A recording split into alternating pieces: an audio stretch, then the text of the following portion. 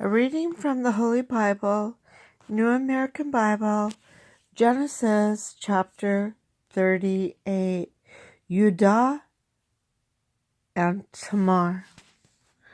About that time, Judah parted from his brothers and pitched his tent near a certain Adullamite named Zerah.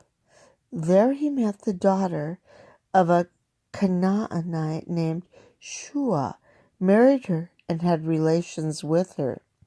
She conceived and bore a son, whom she named Er. Again she conceived and bore a son, whom she named Onan. Then she bore still another son, whom she named Shelah. They were in Chezib when he was born. Judah got a wife named Tamar for his firstborn Er. But Er, Judah's firstborn, greatly offended the Lord, so the Lord took his life. Then Judah said to Onan, "Unite with your brother's widow in fulfillment of your duty as brother-in-law, and thus preserve your brother's line."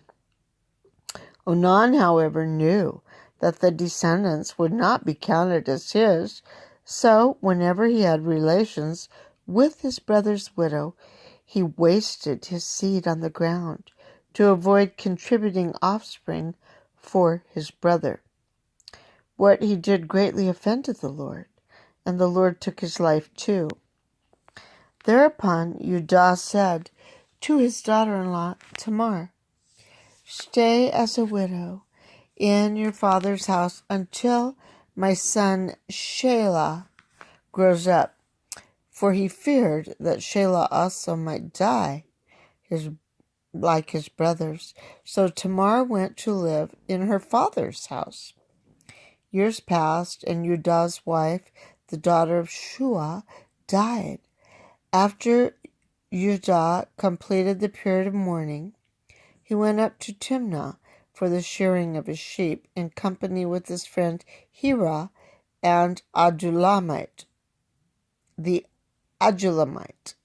When Tamar was told that her father-in-law was on his way up to Timnah to shear his sheep, she took off her widow's garb, veiled her face by covering herself with a shawl, and sat down at the entrance to Enaim, which is on the way to Timnah, for she was aware that, although Shelah was not grown up, she had not been given to him in marriage.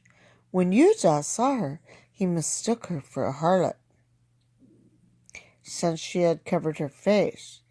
So he went over to her at the roadside, and not realizing that she was his daughter-in-law, he said, "Come, let me have intercourse with you."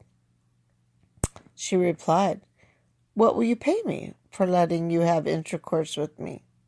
He answered, "I will send you a kid from the flock." "Very well," she said, "provided you have a pledge until you send it." Judah asked, "What pledge am I to give you?" She answered, "Your seal and cord, and the staff you carry." So he gave them to her, and had intercourse with her, and she conceived by him. When she went away, she took off her shawl and put on her widow's garb again.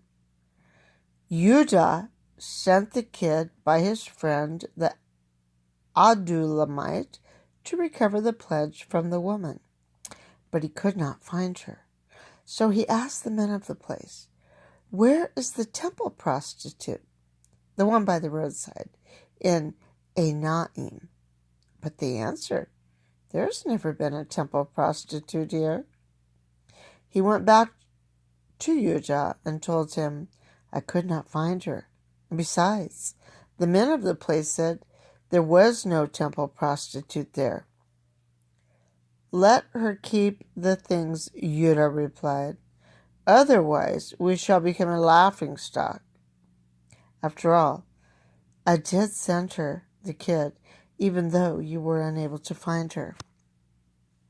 About 3 months later, Judah was told that his daughter-in-law, Tamar, had played the harlot and was then with child from her harlotry. "Bring her out," cried Judah. "She shall be burned." But as they were bringing her out, she sent word to her father-in-law, "It is by the man to whom these things belong that I am with child.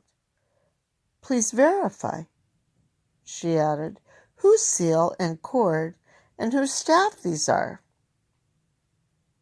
Judah recognized them and said, "She is more in the right than I am, since I did not give her to my son Shelah."